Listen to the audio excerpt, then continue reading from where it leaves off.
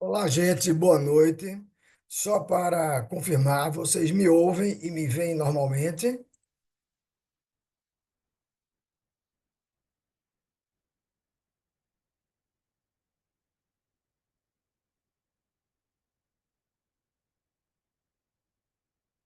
Certo, obrigado. Certamente vai aparecer algum aluno informando que não me vê ou que não me ouve, mas aí o problema é do lado de lá. Vocês dizendo que estão me ouvindo, felizmente, ok. Valeu, gente. Brigadão, hein?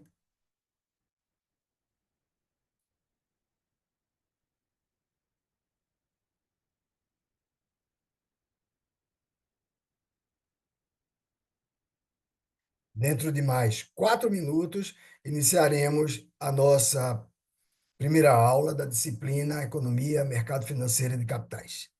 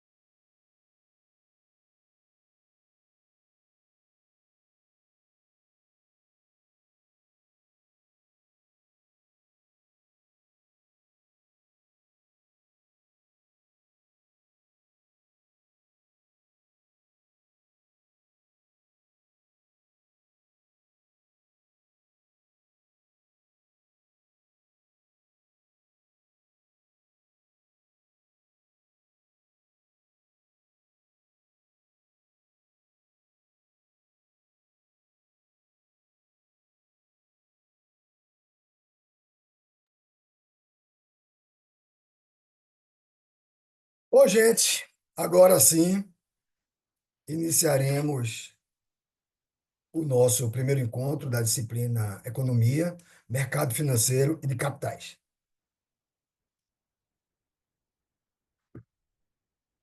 Agora eu aparecendo aqui para vocês. Bom, somente um ajuste aqui, mas tudo bem. Mais uma vez, só para confirmar, agora que a aula começou propriamente dita, cadê o chat? Me ouvem bem? Me veem bem? Beleza? Satisfação toda minha. Hilder, o áudio está baixo? Pode ser também a minha voz. Deixa eu abrir mais um pouco aqui o áudio. E... Ah, realmente o áudio estava baixo. Obrigado pela informação. Bom, o áudio eu acredito que melhorou, então agora a gente pode começar nossa conversa. Qualquer coisa, falem aí pelo chat, de vez em quando eu vou dar uma olhada lá. Bom, como todo primeiro encontro que se preza, né? Vamos fazer a nossa apresentação. Eu sou Alfredo Menezes, sou economista, formado pela Universidade Federal de Pernambuco, sou devidamente registrado no Conselho Regional de Economia. Está até escrito errado aqui, agora que eu percebi, vou consertar isso. É, essa não é uma obrigatoriedade, mas é uma segurança para você, meu aluno, que tem um professor que é um profissional reconhecido pelo seu conselho de classe. Ano passado, eu concluí uma especialização bancada pelo Grupo Ser Educacional de ensino à distância, com foco nas metodologias digitais, pela UNAMA. Creio que deve ter alguém de Belém por aqui, que se matriculou pela UNAMA, e pela Universidade Federal Rural de Pernambuco. Eu sou mestre em Administração e Desenvolvimento Rural. Sou professor desde 1991. É muito provável que muitos de vocês não tivessem nem nascidos nessa data, quando eu comecei a ministrar aulas. No Grupo Ser Educacional, eu sou um dos professores mais longevos. Comecei desde 2006. A Faculdade Maurício de Nassau, o nosso embrião do Grupo Ser, é de 2004, então sou um dos professores mais longevos. E sou também um dos fundadores do EAD, desde 2016, quando o EAD se institucionalizou dentro do Grupo Ser Educacional, que existe desde 2012. Eu já estava lá no edifício Trianon. Algumas atividades profissionais. Durante algum tempo, eu fui auditor da CELP, que hoje é Neoenergia Pernambuco. Eu já fui microempresário. Isso aí me dá um gabarito para estar aqui falando com vocês. Existe uma expressão que se diz: mais vale uma gota da prática que um oceano de teorias. Então, durante quase 20 anos, eu tive uma empresa junto com minha esposa. Quando da pandemia nós tivemos que encerrar nossas atividades, eu já fui diretor comercial do Porto do Recife, já fui secretário de Desenvolvimento Econômico do município de Escada. Eu tenho 177 alunos presentes aqui nesse momento, 178. Muito provavelmente algum de vocês ou conhece Escada ou mora perto de Escada. Cadê o chat? Ô, Thalita, muito obrigado por essa observação. É, não dá nem vontade de eu olhar para o chat quando as pessoas começam a querer trocar telefone para WhatsApp e fazer perguntas fora do nosso conteúdo programático. Por sinal, Thalita, muito obrigado pela sua presença aqui entre nós. E desculpe, eu anotei no nosso slide que a tutora era a Alessandra. É isso que está lá para mim no sistema, mas me desculpe, depois eu vou consertar e colocar seu nome. Thalita é uma tutora, já trabalhei com ela em outras oportunidades, gosto muito do seu trabalho, Thalita. Que bom que você está aqui conosco nessa disciplina. Bom, estava falando aqui do município de Escada, José Clênia de Caruaru, né? Vamos lá. Ah, a Alessandra também é tutora, tá certo. Eu só coloquei o nome dela, desculpa aí. Tutora Camila, a Alessandra também é. Thalita. Ah, Camila. Ah, tá. Certo, é um grupo de tutores, tá certo. Camila, eu tive até hoje lá no presencial, depois a gente conversa melhor. Jaciara, é de escada. Eu fui secretário aí, Jaciara, da primeira gestão do Lucrécio Gomes, que até tá um probleminha aí com a Caixa Econômica Federal, mas não vamos falar sobre isso agora não, né? Pois bem, continuando a minha apresentação, já trabalhei também como gestor técnico da Secretaria de Desenvolvimento Econômico de Pernambuco, atuei em diversos projetos em prol do desenvolvimento do governo do Estado. As aulas são ministradas a partir daqui da minha residência, moro no bairro de Casa Forte, tenho à minha disposição a equipe de web, a qual eu também gosto de agradecer sempre o apoio que esse pessoal da web, que o Léo dá, que o Thomas dá, que toda a equipe de web dá para a gente, e a equipe de web também disponibiliza para a gente, caso a gente precise, algumas cabines lá no bloco B, no bairro do Derby, onde é a sede do nosso EAD. Antigamente foi no edifício Trianon. Esse material é de uso exclusivo do Grupo Ser Educacional, vocês vão ter acesso a esse material, mas vão ter acesso em PowerPoint, e aí eu faço questão de colocar sempre isso, porque, infelizmente, de vez em quando, eu vejo meus materiais em sites que prometem passar direto, por exemplo. É, e aqui, dúvidas e demais comentários podem ser feitas pelo ambiente tutorial. A tutora que está lá escrita para mim, Camila, Thalita, é a Alessandra, mas é todo um grupo de excelentes tutoras, principalmente numa sala tão grande quanto essa nossa, que no momento já passamos de 200 alunos em sala de aula, que coisa boa. Eu costumo dizer que o professor que marca a aula para as 19 horas é professor que gosta de ter a sala cheia. Infelizmente, nem sempre eu consigo. Por exemplo, nesse módulo B, perdão, nesse módulo E, eu tenho uma disciplina chamada de ao vivo. Então, eu tenho que ter duas aulas às 18 ou às 19 horas. Então, eu já mato uma. Tenho aulas presenciais, mas escolhi vocês para ministrar as minhas aulas minhas aulas às 19 horas. É a aula que, via de regra, é mais frequente para os alunos. Bom, vamos deixar de conversa, né, gente? E vamos falar do nosso conteúdo programático. Bom, economia, mercado financeiros e capitais é uma disciplina criada a partir da junção de duas outras disciplinas, de economia, mercado financeiro, de economia e mercado global e de mercado financeiro de capitais. Essas duas se uniram e formam a nossa disciplina de economia, mercado financeiro de capitais. Então, a gente tem um capítulo inicial que fala basicamente de economia. Tudo que a gente vai ver hoje está no capítulo 1 do nosso e-book. E a gente tem dois capítulos mais ligados a mercado financeiro de capitais. E o nosso quarto capítulo é mais ligado à macroeconomia, aos agregados macroeconômicos, produto interno bruto, inflação, emprego e desemprego, formação de renda e assim por diante. Então, essa é a grande mistura que forma o nosso conteúdo programático. Então, a gente começa o nosso primeiro capítulo por microeconomia, que é o estudo da atuação dos consumidores privados, das famílias, das empresas, dos produtores de bens e serviços particulares, como é que eles atuam na sociedade e provém esse equilíbrio de mercado. Muitas vezes a bibliografia fala a expressão família, mas não vamos pensar família como aquele núcleo tipo propaganda de margarina, não. Não vamos pensar assim. Família é o consumidor.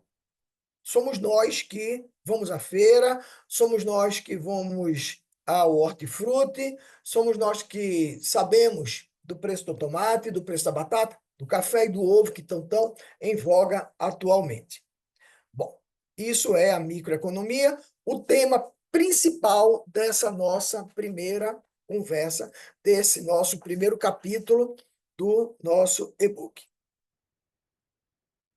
Meus alunos, minhas alunas, a gente não pode falar de economia sem entender o que é escassez. Se não fosse a escassez, não teria necessidade da gente estudar a economia como ciência. A escassez é a base para o estudo da economia. Escassez é o problema fundamental de se ter desejos humanos praticamente infinitos, e aqui pontuo, nós vivemos num ambiente capitalista. Nós somos bombardeados por informações que vai nos dar esses tais desejos praticamente infinitos. Antigamente, lá no meados do século passado, essas informações desses desejos, que eram também infinitos, vinham pelos jornais, pelas revistas, pelas propagandas de rua. Hoje a gente tem, num aparelho telefônico celular, apareceu agora, num aparelho telefônico celular, um bombardeio de informações. E a gente entra nesse processo. Se eu quiser, nesse momento, aqui no meu celular ou aqui no meu notebook, eu vou correr um dos apartamentos mais caros da cidade de São Paulo, aqui da cidade do Recife e assim por diante. Então, eu tenho esse acesso, eu tenho a informação.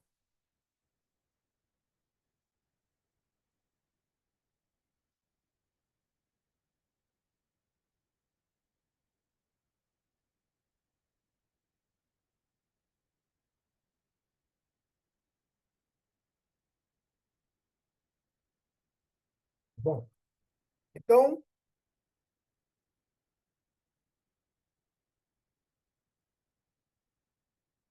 a gente tem desejos infinitos, mas os nossos recursos são limitados. Eu posso comprar o apartamento mais caro lá de São Paulo? Não, eu não tenho recurso financeiro.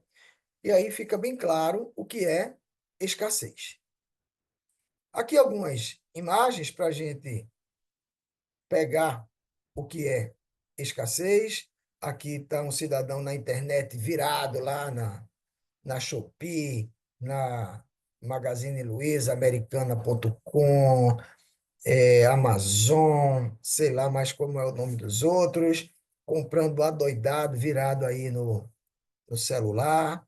Ao centro, uma pessoa do sexo feminino ponderando o que eu posso comprar e o que eu quero comprar. E aqui o outro lá, com a cabeça pensando também só em comprar até uma camisa vermelha e preta, ele está querendo comprar. Não deve estar valendo muito não aqui no Recife. Pois bem, então está aqui. Queremos comprar muito, mas não tem dinheiro para comprar isso tudo. Se todos os bens fossem livres, aí não tinha necessidade nenhuma da gente estudar a economia como ciência. E aí ia ficar sem relevância. Sem a escassez, a gente não teria esse ponto de partida para estudar a economia. Aqui eu trago uma letra de uma música que eu achei muito interessante, da Ana Vilela. Essa letra aí já tem quase 10 anos, salvo engano, é de 2017. Infelizmente, as letras das músicas atuais, nem todas são compatíveis com o nosso ambiente acadêmico, mas felizmente do que tem de novo na música brasileira, a gente tem a grata satisfação de se deparar com uma Ana Vilela, que diz o seguinte: a gente não pode ter tudo. Qual seria a graça do mundo se fosse assim? Por isso, eu prefiro os sorrisos e os presentes que a vida trouxe para perto de mim. Então, ela está dizendo aqui que tem coisa que é escassa. A gente não pode ter tudo. Mas tem algumas coisas que a gente consegue sem a necessidade de gastar dinheiro, que não são escassas. Eu, quando ganho um reconhecimento de um aluno, eu, quando ganho o sorriso de uma neta, eu, quando ganho um abraço da minha esposa, eu estou realizando, mas não estou gastando para isso. O que a gente fala de escassez é o que está aqui nas duas primeiras linhas. A gente não pode ter tudo na vida. Qual seria a graça do mundo se fosse assim? A gente tem de ralar para conseguir algumas coisas. A gente tem que trabalhar para isso. Nós vivemos engajados no mundo capitalista. Agora, tem as coisas que são de graça. Os sorrisos, por exemplo, e os presentes que a vida trouxe para perto de mim, como a Ana Vilela está falando aí. Bom, os nossos povos originários, eles tinham o alimento, eles tinham a água para se banhar ou para se dessedentarizar, eles tinham todos os instrumentos para fazer suas casas, se proteger das intempéries, assim por diante. Deixa eu dar uma olhada aqui no chat, 265 alunos, contando com as tutoras. Vamos lá, deixa eu olhar aqui no chat.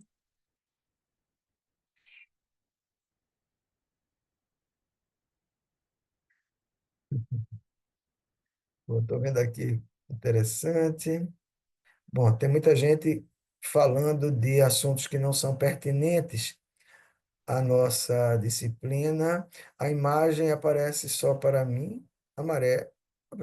As imagens não aparecem. As imagens estão aparecendo para vocês, pelo amor de Deus, diga aí. Vocês me veem, me ouvem normalmente? E os slides?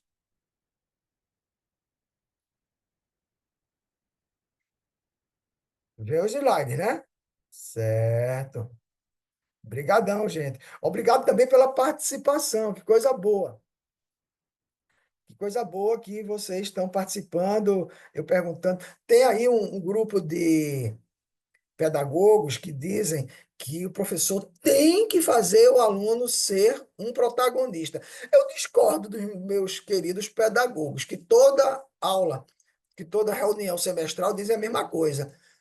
Os alunos são protagonistas se eles quiserem, né? Responde ao professor se ele quiser. Agora, que bom que vocês estão me respondendo, significa que vocês estão participando da aula. Que coisa boa. Muito obrigado aí pelas observações que fizeram, pelo sorrisozinho que Fabrício deu. Vamos lá. Então, dando prosseguimento.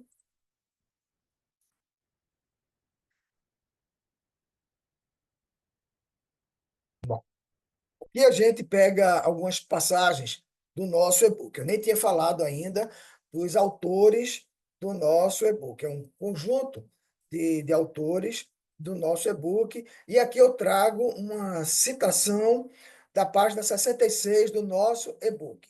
Tudo que a gente está falando aqui está sendo retirado, pensado lá do e-book. É claro que eu não vou estar aqui lendo o e-book para vocês, mas algo bem importante eu faço questão de retirar e falar aqui com vocês. Bom, toda sociedade possui necessidades a serem satisfeitas e os recursos para proverem as mesmas. No entanto, enquanto as necessidades são limitadas e renováveis, os recursos são limitados. É isso que gera a escassez, o problema fundamental da economia. Desse problema central, surgem três problemas econômicos que constituem o mercado. Ora, o que produzir, e eu ainda diria mais, o que e quanto produzir, como produzir e para quem produzir. Essas são três perguntas fundamentais do mercado. Essas são três perguntas intimamente ligadas ao problema da escassez que está lá na página 66 do nosso e-book. E aí, de forma muito inteligente, por sinal, nesse ano em que o Brasil, em que o estado do Pará, que eu gosto tanto dele, vai sediar a COP30, os autores do nosso e-book completam. A sustentabilidade poderia ser colocada como um quarto problema a ser repensado. Precisa-se analisar os métodos e instrumentos para que tenha um crescimento econômico sustentável. E atenção, crescimento econômico é somente o endinheiramento. Desenvolvimento econômico é esse dinheiro se permear para a sociedade. E aí segue o texto. Ou seja, Precisa ter um crescimento econômico ligado com o desenvolvimento econômico. Porque se for apenas crescimento econômico, é concentração de renda, é a probabilidade gigantesca de haver pobreza, miséria, fome, morte, tá? Então, muito bem colocado pelos autores do e-book a questão da sustentabilidade. A gente passa agora por alguns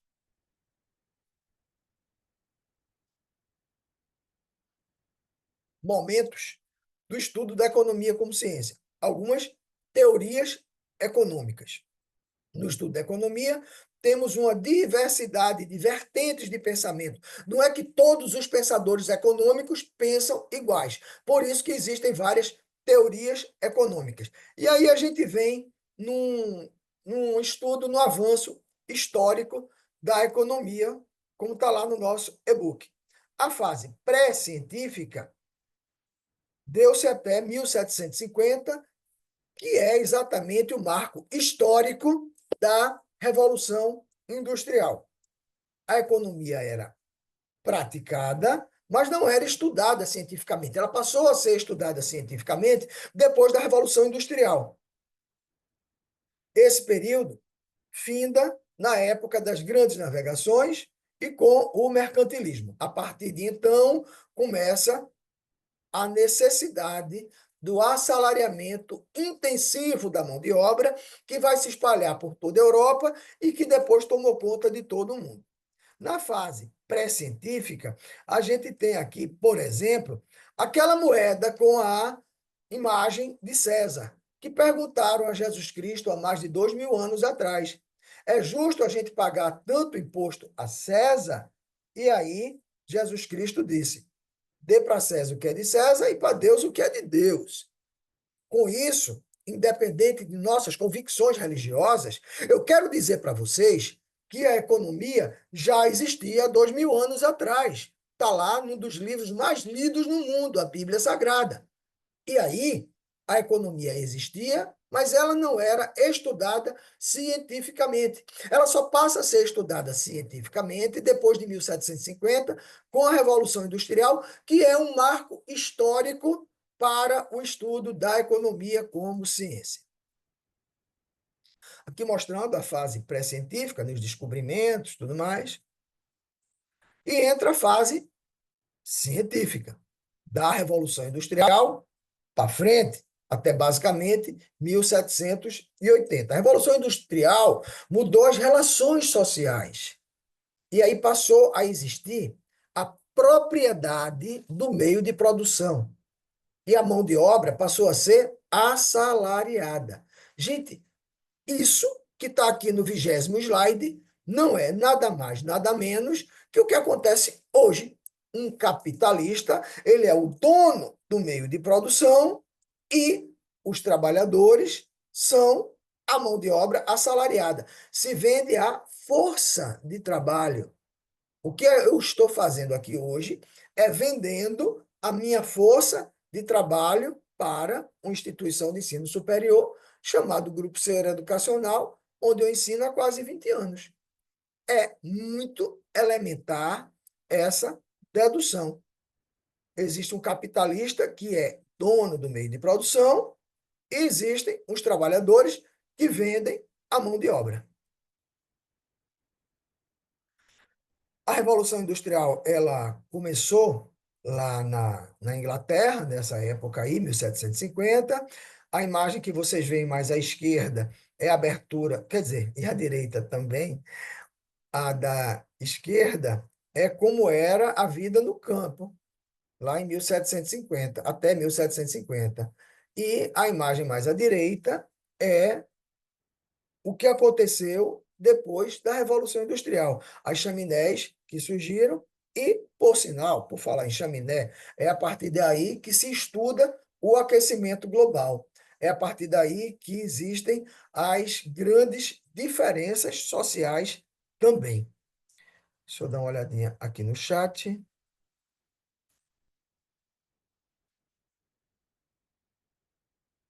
A aula, sim, vai ser disponibilizada assim que a gente encerrar.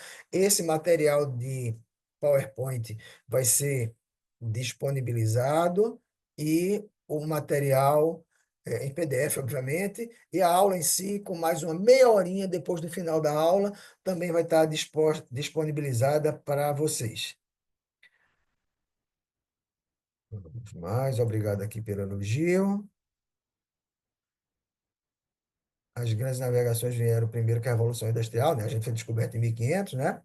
Exatamente.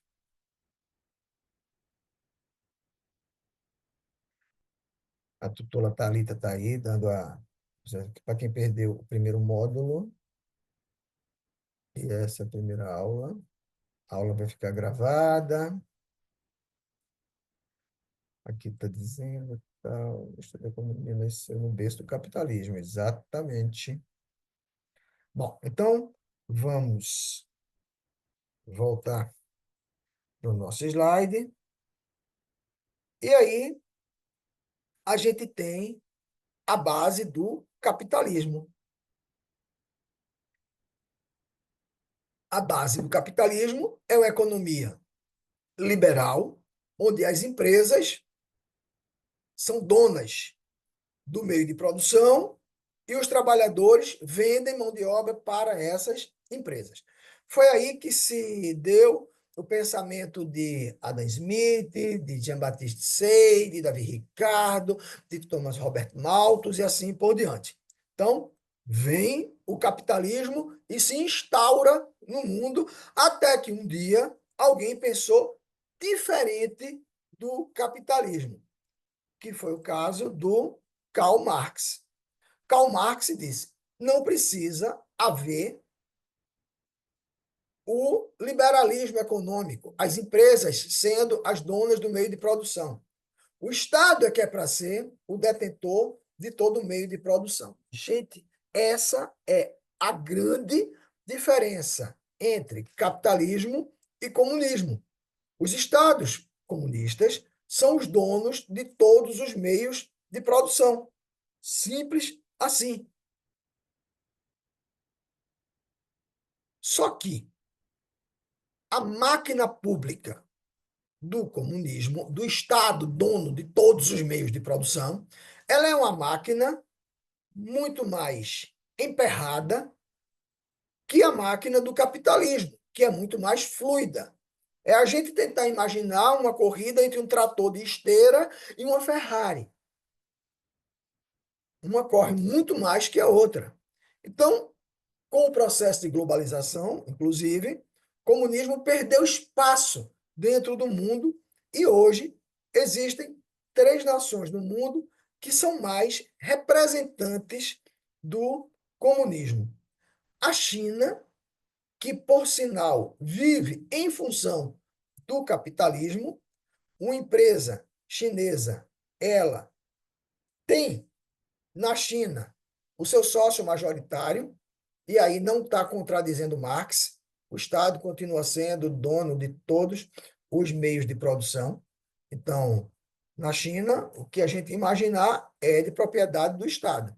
Só que investidores puderam ir para a China, mas a China continua sendo o sócio majoritário. Recentemente houve uma polêmica com o comentário da primeira-dama brasileira ao presidente da China. E ela fez um comentário com relação ao aplicativo TikTok. E as pessoas fizeram. Por que ela vai falar isso para o presidente da China? Porque a China é a dona do TikTok. É uma empresa chinesa, é uma empresa estatal chinesa, que é a dona do TikTok. Todas as empresas chinesas são de propriedade da China. Isso aqui a gente tem que ter muita clareza em cima disso, e foi por isso que a China deu tão certo. E foi por isso que a China não contradisse é, o que foi pautado por Karl Marx. Ao centro, a gente tem a bandeira da Coreia do Norte, que dos países civilizados do mundo, dos lugares civilizados do mundo, é o lugar mais isolado do mundo. A gente não sabe o que se passa dentro da Coreia do Norte. A Coreia do Sul lá junto não sabe, a China lá junto também não sabe. Então, é um país completamente isolado, mas que se mantém comunista. Até mesmo porque é vizinho da China, uma grande potência, que ninguém também vai lá mexer com ela. E Cuba, que durante muito tempo foi um desaforo para os Estados Unidos, tem uma ilhota lá vizinha, a poucos quilômetros da Flórida. A Cuba, durante muito tempo, foi bancada pela então União Soviética na condição de desaforo, né? Eu vou manter um comunismo aqui. E hoje Cuba não é um comunismo tão raiz quanto era antigamente, mas segue sendo um país comunista, sim.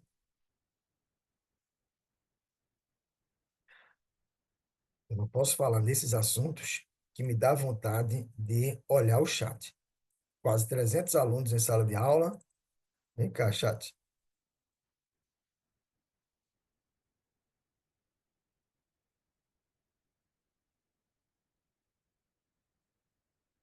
Está dizendo que, no caso do marxismo, as estatais se tornariam inchadas, frequentes, associadas a excesso de funcionários.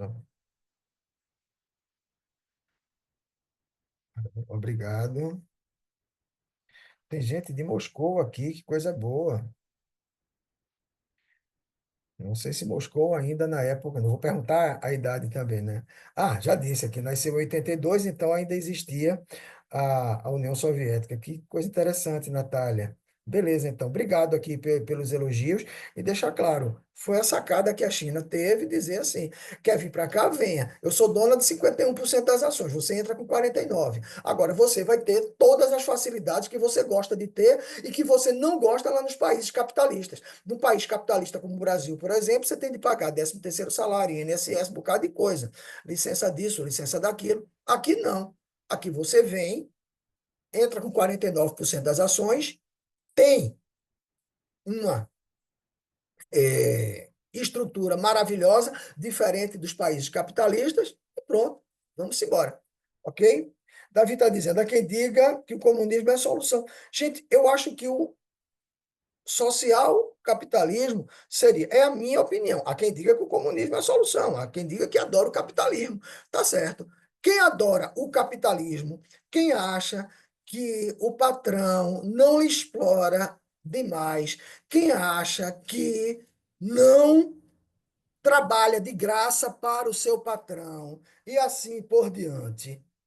Gente, por favor, meu site, meu Instagram está aí ao final, tá certo? Por favor, quem acha que o capitalismo é tão bom que nunca deu uma hora de trabalho sem ser remunerada, diz onde é que trabalha e, obviamente, se estão aceitando currículo, que eu quero ir trabalhar lá. Tá? Então, essa apologia ao liberalismo econômico, viva o capitalismo, gente, existe uma coisa chamada exploração da mão de obra. Vamos entender isso. Poxa vida, ok? Marxismo e comunismo. Um é a forma econômica de se olhar e outra é a forma política de se olhar, tá, Beatriz? Beleza? Vamos nessa. Voltando para. Você acha bom trabalho no supermercado? Pois é, né? Pois é. Vamos lá. Também quer mandar o currículo, né, Cleiton?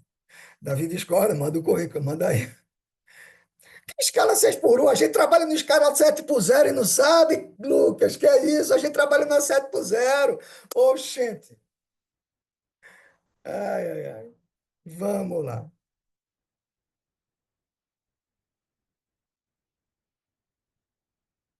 Vamos nessa. Então, o Estado, na escola neoclássica, ou seja, o liberalismo econômico, o Estado não deve interferir na economia. No comunismo, na teoria marxista, o Estado entra com tudo. Na escola neoclássica, o Estado não deve interferir na economia. Escola liberal, a neoclássica. Bom, na escola keynesiana, o Keynes diz: eu sou liberal, eu defendo o capitalismo. Porém, Eu quero que vocês observem. Em crise, o Estado deve intervir. Então, não existe a menor necessidade de haver interferência do Estado na economia. É a política liberal. Agora, em crise, tem que intervir. E aqui eu não quero falar lá da crise de 29, da guerra que já faz, da Segunda Guerra que já faz 80 anos. Todo mundo aqui nessa sala era bem crescidinho, quase 300 pessoas aqui, mas todo mundo era bem crescidinho lá em 2020 e a gente viu a tragédia da pandemia. A economia parou. E o que foi que o Estado fez? Ajudou a população, deu bônus, ajudou o empregador admitir, interviu na economia. Então, o que é isso? Teoria keynesiana concentrada aplicada na veia. Bom, aqui as coisas lá de antigamente do Keynes, mas eu faço questão de dar um exemplo de 5 aninhos somente, para ninguém dizer que a gente veio aqui para falar de história. Tem a escola monetarista do Milton Friedman, foi prêmio Nobel lá na década de 70, e ele disse alguma coisa muito interessante. Não existe almoço de graça. Gente, isso é uma frase que é antológica para a economia. Não existe almoço de graça. Então, se um Estado faz uma coisa para o outro, é porque ele quer alguma coisa do outro lado. Simples assim. Recentemente, a gente viu lá o presidente Trump, lá no Catar. O Catar vai dar de presente para os Estados Unidos um avião que é considerado um palácio voador. Será que ele vai dar esse almoço de graça mesmo? Pois bem, o Friedman, como monetarista, afirmava: a inflação pode ser controlada quase que exclusivamente pela oferta de moeda. Mas a gente vai ter um momento nessas 4 aulas para falarmos sobre inflação. Bom, a gente entra agora no outro assunto do nosso primeiro capítulo, que são as relações de mercado. Acredito que todos vocês já tenham ouvido falar em oferta, demanda, ponto de equilíbrio. E aí, a gente, quando ouve falar em demanda, a gente tem de entender que é a vontade de comprar. Se eu quero comprar muito por um preço baixo. Então, é uma relação inversa. E se o preço sobe, eu compro menos. Isso é uma relação inversa. E numa relação inversa, a inclinação da representação gráfica é decrescente, como essa demonstração que a gente está aqui no slide 29, com o preço no eixo vertical e a quantidade no eixo horizontal. Quanto mais cresce um, mais desce o outro. Agora a gente se despe da função de comprador e vai para a missão de vendedor. Um vendedor quer vender muito por um preço alto. E se o preço cair? Eu não estou com vontade, não, quero vender menos. Assim sendo, eu tenho uma relação direta. Sobe, sobe, desce, desce. Ok, gente? Então, a representação gráfica dessa função direta é com uma inclinação, aqui eu estou colocando segmento de reta, pressupõe-se que é uma função de primeiro grau, é um segmento de reta crescente. Crescente. Vamos lá. E aqui a gente fala em equilíbrio de mercado. O equilíbrio de mercado é a coincidência entre preço e quantidade na oferta e na demanda. Eu quero comprar uma camisa e essa camisa custa R$ 100. Quantidade 1, preço 100. E chego no shopping center, tem uma loja vendendo uma camisa por R$ 100. Quantidade 1, preço 100. Houve a coincidência entre preço de oferta com preço de demanda, quantidade de oferta com quantidade de demanda. E aí, observem que esse ponto indicado pela seta para ponto de equilíbrio, esse ponto permanece tanto ao segmento de reta da demanda quanto ao segmento de reta da oferta. E aqui um exercíciozinho, só para a gente colocar um pouquinho de matemática aqui na nossa disciplina. A gente tem uma função de primeiro grau de demanda representada por 2x menos 5. Ora, eu tenho um sinal positivo e um negativo. Isso é uma função que não vai ser direta. Um sobe, outro desce. E a função de oferta? X mais 1. Eu tenho um x positivo e um termo independente mais um positivo também. Então, eu tenho uma relação direta. Em cima, uma relação inversa. Embaixo, uma relação direta. E pede para eu calcular o valor de x.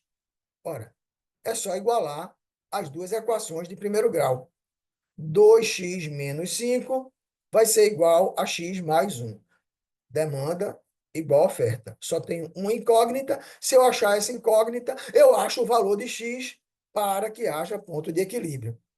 O 2x continuou no cantinho dele, o x saiu da direita, veio para a esquerda com o sinal trocado, o 5 veio para a direita com o sinal trocado e o mais 1 continuou na direita com o sinalzinho dele. 2x menos x, x. 5 mais 1, 6. X igual a 6, simples assim.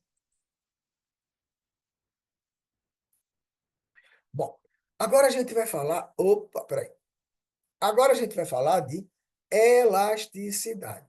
A elasticidade, por elasticidade, vamos entender sensibilidade. Eu tenho aqui, espero que vocês vejam, um elástico. Acredito que dá para ver direitinho no vídeo. A minha agenda, ela tem um elástico que fecha o livrinho. Então, se eu aplico uma força, eu aumento o tamanho dessa fita chamada elástico. Se eu desprezo a força, ela volta para o lugar ou fica até menor ainda, mas ela é desse tamanho e eu posso aumentar o tamanho desse elástico. Então, por elasticidade, vamos entender sensibilidade. Então, se eu aplico uma força, eu vou modificar o tamanho desse elástico. Com isso aí na cabeça, a gente já pode entender o que é elasticidade, preço da demanda. A elasticidade, preço da demanda, ela vai medir a sensibilidade que um produto tem frente a um aumento ou diminuição de preço. O normal, a gente já sabe. Preço aumenta, quantidade cai. E aí a gente vai ver o tamanho dessa sensibilidade, o tamanho dessa força. Agora, vai acontecer situação onde preço sobe e a quantidade continua crescendo também. E aí vai ser a exceção a essa regra, e a gente vai chamar isso de produtos inelásticos. A gente tem aqui uma fórmula, essa fórmula vai nos dizer se há uma elasticidade, se vai haver uma elasticidade unitária, ou se vai haver a inelasticidade, que é exatamente a contradição de tudo que a gente está falando até agora. Mas que existe, existe, a gente precisa estudar essa exceção. Bom, aqui alguns exemplos. Houve um aumento de 10% nos ingressos no jogo de futebol e a frequência caiu em 10%. Como se classifica a elasticidade, preço da demanda. Então, eu vou ter que dividir 10 por 10. 10 dividido por 10 é igual a 1, então vai ser unitária. Por falar nisso, os ingressos para o jogo Náutico e São Paulo amanhã aumentaram bastante. E eu mesmo não vou, que eu não vou pagar R$ 110 no ingresso de um jogo. Eu vou até abrir aqui o chat para ver se tem algum alvirrubro aqui no.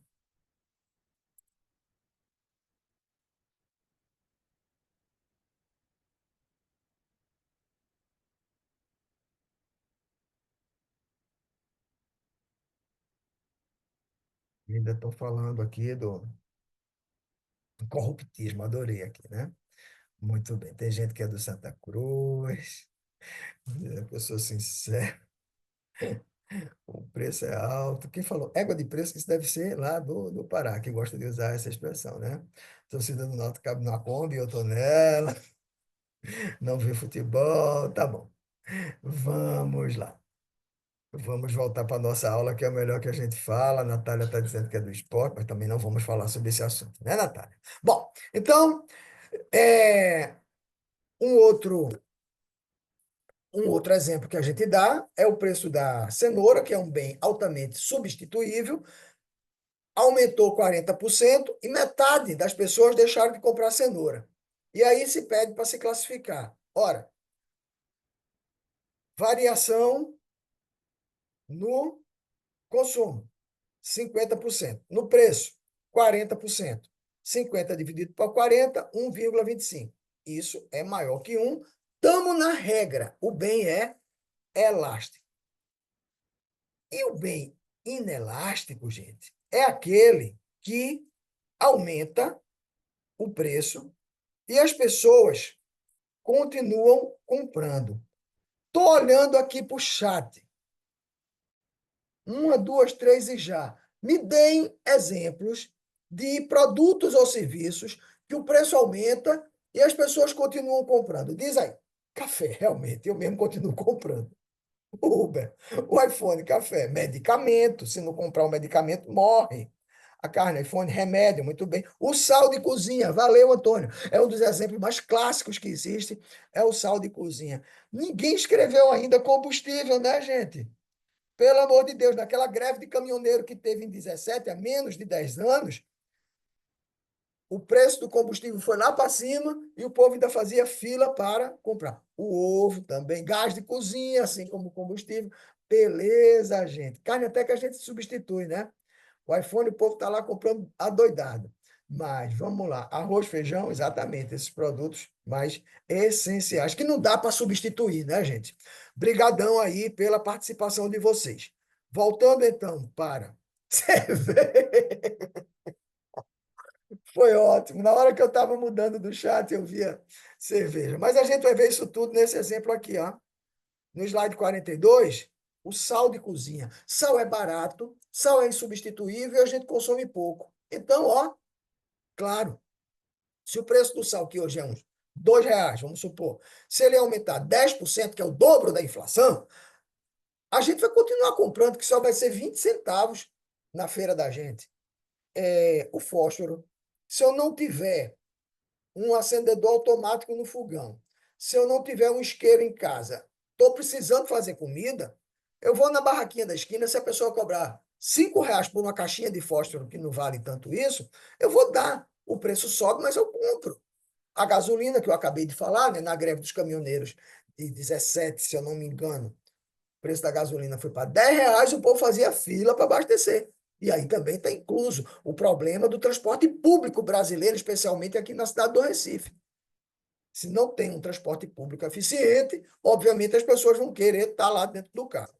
E essa imagem da cabeça faltando uma pecinha é exatamente para falar lá do. A cerveja pode estar o preço que for, mas eu continuo comprando. Chocolate pode estar lá. Eu tenho uma dependência daquilo. Tá? Tem gente que é hipocondríaca, que vive tomando remédio. Tem. Aqui não está a questão dos medicamentos, né? Um medicamento tarja preta que a pessoa precisa tomar de todo jeito, ou toma ou morre. Se o preço aumentar, ela continua comprando. Ah, professor, mas o governo dá de graça. Sim, mas o governo compra, né? Então, é por aí. Deixa eu ver se tem mais alguma coisa aqui no chat.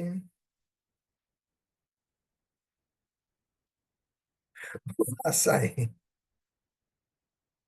Açaí aumenta de preço, o povo continua comprando. Eletricidade, é verdade, a gente pode até economizar, mas continua comprando, né? A carne só vem subindo. Tomate, para uma pizzaria, o tomate é inelástico, é verdade, né? Para mim, eu posso até trocar passagem do ônibus. Ok, que bom, vocês estão bem dentro do assunto, estão pegando isso aí, né? Casar.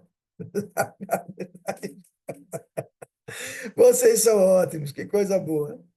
A água, é verdade, eu vou até tomar um golinho da minha agora. Beleza.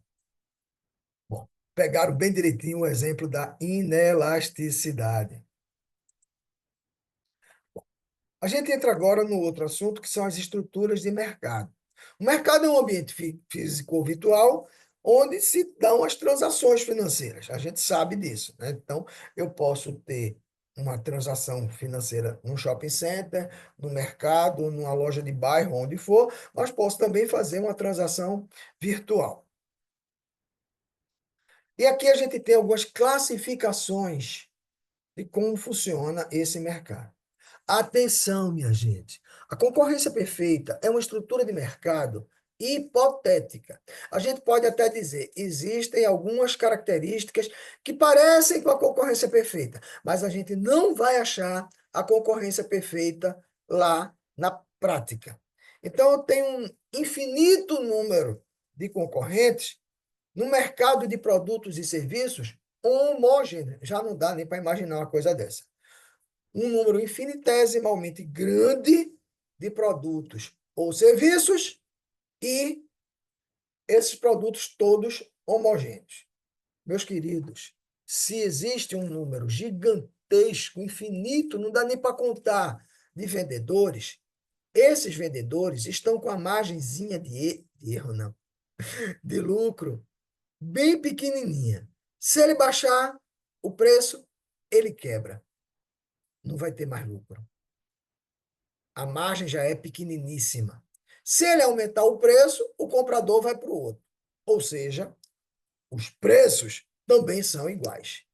Então, produtos homogêneos, preços iguais, o cliente é indiferente a comprar em A ou B. Nesse caso, vai haver liberdade de entrada e saída no mercado. Na concorrência monopolística,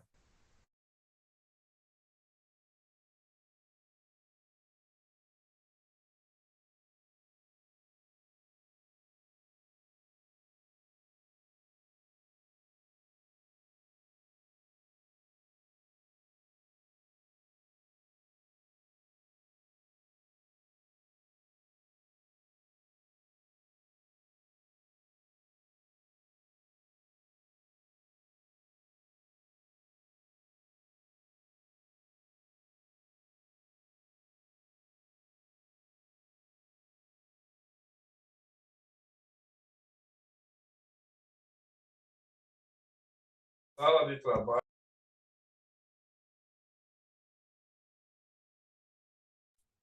Pessoal, boa noite. Por favor, a gente vai entrar em contato com o professor. A gente acredita que pode ter sido a internet, tá certo?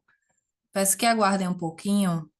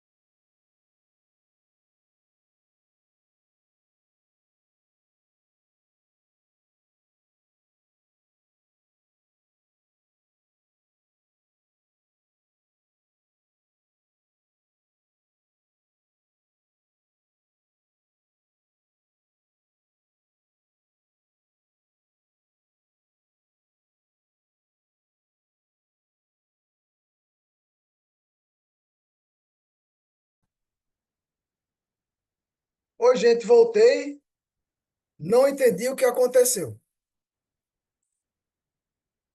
Oi, acabou não, voltei,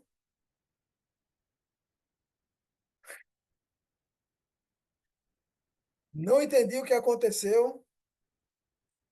Mas estamos lá. Mandei, fotografei o que veio para mim. Estava ligando para o Samuel. Vocês são maravilhosos. Bom, eu estava falando, tá aqui, a concorrência monopolística. É um grande número de concorrentes, não um número infinitesimalmente grande. Os produtos agora não são mais homogêneos, são diferenciados. Os clientes podem dar preferência a um ou outro fornecedor e, como o número de concorrentes ainda é grande, pode entrar e sair do mercado com uma certa liberdade. Já no oligopólio, existe um número relativo de poucas empresas. Essas empresas podem ter produtos diferenciados ou não. Os clientes vão procurar aqueles fornecedores que lhe atendem melhor, não obrigatoriamente em função do preço. E a gente chega no monopólio. Desculpem aí, mas eu escrevi uma única mesmo.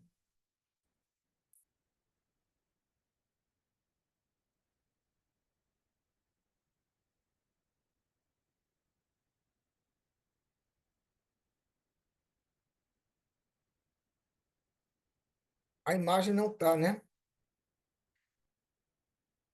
Os slides sumiram. Entendi, entendi. Vou compartilhar. Desculpa aí, gente. Vem agora.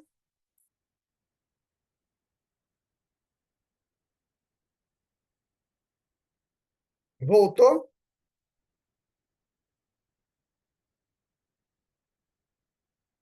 Agora sim. Beleza. Não entendi o que aconteceu. Fotografei e mandei para o pessoal da web. Bom, então, continuando, desculpa aí, mas é para escrever assim mesmo. Uma única, é redundante. Uma única empresa dominando o mercado. E ela também vai dominar a formação do preço. Se só tem eu, sou eu que vou dizer o preço, ora bolas. Claro que ele não vai botar um preço matando, que ninguém vai comprar, nem um preço lá embaixo, que ele pode ganhar um pouco mais de dinheiro. Então, ele vai botar um preço já lá no limite, porque se colocar um pouco a mais, as pessoas não vão comprar. E se botar abaixo, a empresa podia ganhar mais dinheiro. Bom, para existir um monopólio, é preciso ter pelo menos um desses requisitos que eu vou falar agora, né? A patente. Para ter uma patente, tem de ser registrado no Instituto Nacional de Propriedade Industrial. Tem que ter ganho de escala, ou ser uma estatal, ou então a propriedade de Minas de um produto raro. A gente ainda teria nessa uma hora de aula, que não vai caber na uma hora, certo? Mais alguns slides. Mas são tão pouquinhos, gente. Fazer uma votação aqui. Eu não tenho compromisso agora depois das 20 horas. Não sei se vocês têm. Posso me adiantar um pouco além das 20 horas? Dizem aí, por favor, aqui no chat. Quer que vocês concordam ou não? Certo. Beleza. Então vamos continuar. Valeu. Obrigadão aí pela participação, gente. Obrigado. Então, precisa-se, então, de ter uma patente, ou ter um ganho de escala, ou ser um estatal, ou propriedade de Minas.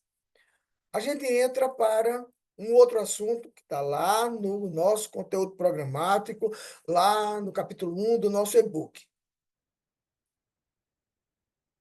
Estou me referindo aos bens econômicos. Um bem econômico, ele não pode estar livre na natureza. Ele tem que suprir, ele supre necessidade ou desejo, e ele tem que ter um valor financeiro ou então um valor de troca. Com os exemplos que eu vou passar aqui para vocês, vocês vão entender melhor o que eu estou falando.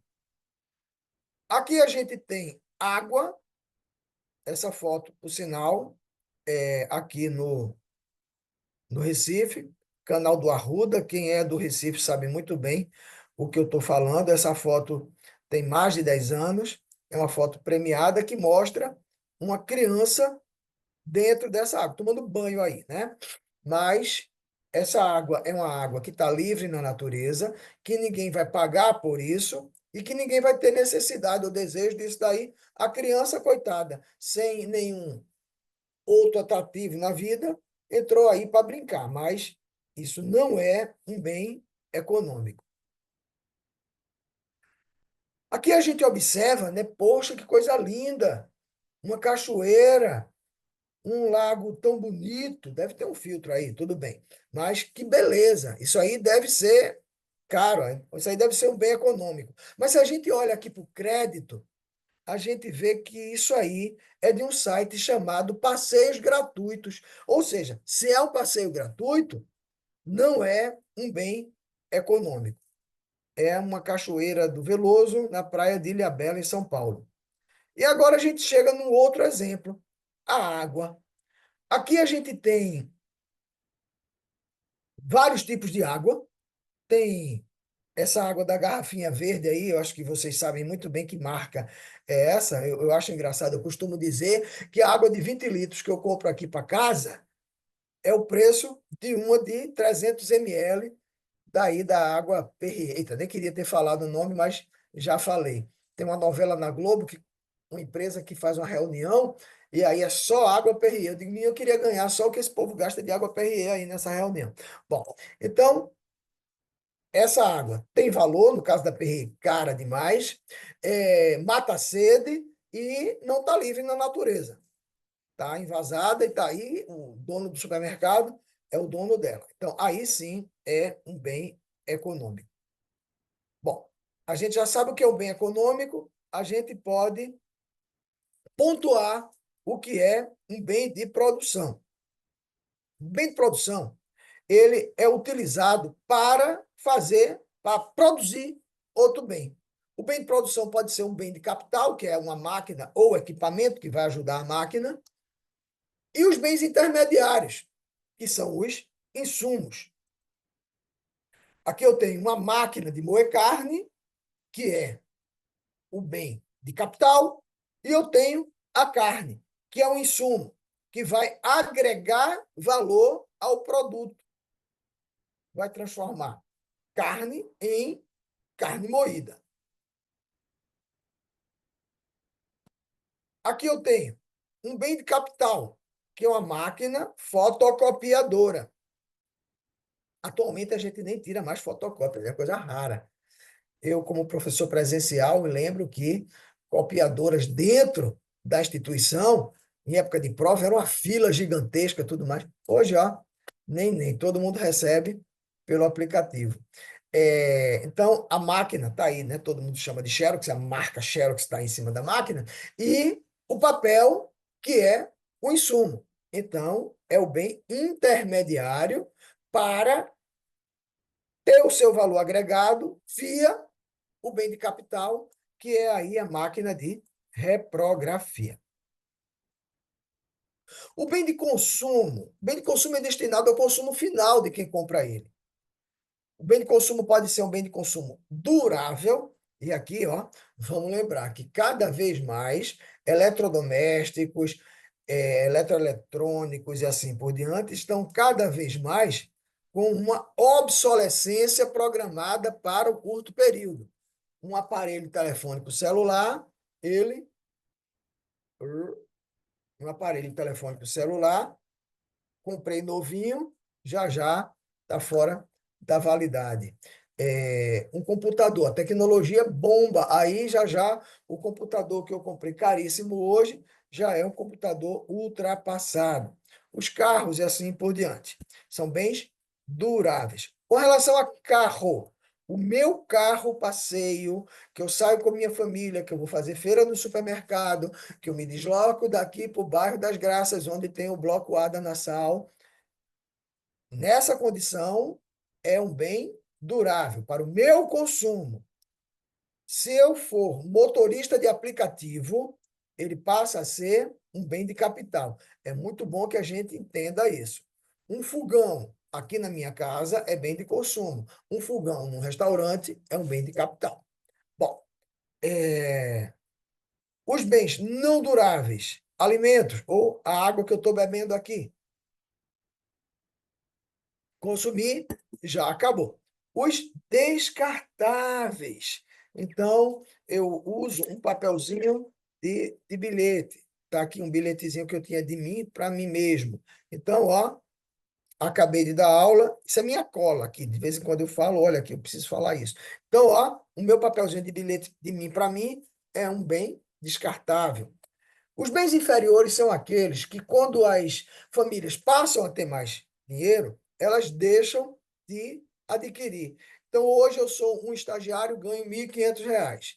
Passei no concurso público, passou a ganhar R$ 15.000, 10 vezes mais. Alguma coisa que eu comprava, eu deixo de comprar. Isso aí são os bens inferiores. Aqui alguns exemplos.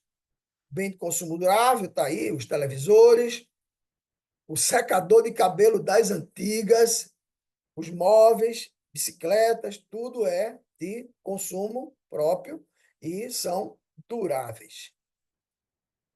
E os bens inferiores, né? Aqui está a bolsa, a marca está aí, né? Não adianta nem eu omitir, a, a Louis Vuitton falsa e a Louis Vuitton original. Eu coloquei aqui 25 de março versus Oscar Freire, aqui em Recife seria Dantas Barreto versus Shopping Rio Mar e assim por diante. É, só compro uma bolsa falsificada porque eu não tenho dinheiro para comprar uma bolsa original. Bom, as meninas aqui presentes, eu vou até olhar aqui no chat, elas devem estar fazendo algum comentário. Normalmente se faz comentário quando. Cadê o chat? Aqui. Cadê? Nem falaram tanto da bolsa Louis Vuitton, tá? Uma bolsa Louis Vuitton que deve estar custando hoje, sei lá. Quanto é que custa aí, meninas? Uma bolsa Louis Vuitton? É mais da 25. Compra a bolsa na Shopee, muitos milhões, não sei. Ok, ok, gente. Lembrei agora de um fato que aconteceu com a dona Carmen Mairink Veiga, socialite lá de São Paulo, já falecida. Perguntaram para ela, dona Carmen, qual é a diferença de uma bolsa falsificada por uma bolsa original? Ela, do alto da sua empáfia, ela disse: a diferença é muito simples. Aí as pessoas ficaram esperando. É o fecho, é o acabamento, é o metal da alça. Aí ela disse: a diferença é simples, é quem usa. Ora, se ela chegar numa recepção para milionários com a bolsa falsificada, ninguém vai dizer que a bolsa dela é falsificada. Então ela pega e diz: a diferença é quem usa. É muito empáfia isso aí realmente, né? Mas dá para a gente colocar aqui nessa nossa parte de exemplos de bens inferiores. Os bens podem ser considerados quanto ao comportamento do consumidor. O bem pode ser substituto, por exemplo, se eu sou indiferente a suco de laranja ou suco de limão. Sou indiferente, para mim tanto faz. Então, isso aí são bens substitutos. O bem pode ser complementar, quando um, aqui entre aspas, né, puxa o outro. O Na construção civil, o tijolo puxa o cimento. Na indústria automobilística, quanto mais carro, mais pneu. Quanto mais carro, mais bateria. Quanto mais carro, mais combustível, assim por diante. E aqui agora, encerrando a nossa primeira aula, a gente não pode deixar de falar dos setores da economia. A gente tem a economia dividida entre setor primário, secundário e terciário. O setor primário é tudo que vem direto da natureza: a agricultura, a pecuária, o extrativismo, que pode ser mineral ou vegetal. O setor secundário é a transformação do que veio do primário. É basicamente a indústria. E o setor terciário, é isso que eu estou fazendo aqui para vocês, meus queridos. É o serviço de uma aula, é um transporte de aplicativo, é a hospedagem no hotel, é uma viagem de avião, é uma consulta ao médico, ao advogado, a um contador nessa época de finalzinho de prazo de imposto de renda, assim por diante. São os três setores da nossa economia. E aqui algumas imagens: a caprinicultura, a agricultura, a, na verdade, o trator que está aqui, ele está trabalhando para a agricultura, mas esse trator é um bem de capital e foi feito lá na indústria. A bovinocultura, o setor secundário, aqui, uma montadora de veículos, e o setor terciário, não coloquei eu aqui ministrando a aula, mas poderia estar aqui nessa imagem. É o pessoal que faz rapel para limpar vidraça, é a cabeleireira, são todos os trabalhos manuais aí com as máquinas dos representantes, é o motorista de aplicativo, é o pessoal do call center e assim por diante. E aqui eu me despeço. O participante pediu para iniciar as perguntas da reunião, já já. E aqui eu me despeço de vocês, tá? O meu Instagram eu não gosto de usar, eu só tenho 3 postagens lá. Por sinal, tem postagens relativas à nossa disciplina. Quem quiser pode ir lá para ver, mas eu não uso muito o meu Instagram e agradeço a todos pela participação. Vou abrir o chat aqui para ver mais alguma. Certo? O pessoal já está aqui agradecendo. Então, nossa próxima aula, deixa eu olhar aqui no meu calendário. Opa, maio, economia, mercado financeiro, capitais, dia 26 às 19 horas novamente. Brigadão, gente. Daqui a poucos minutos, o PowerPoint em PDF vai estar disponível para vocês e a gravação da aula também. Tchau, tchau, muito obrigado, obrigado pela participação. Gostei muito da participação de todos vocês. Quase 300 alunos em sala de aula, show de bola. Brigadão, gente. Valeu.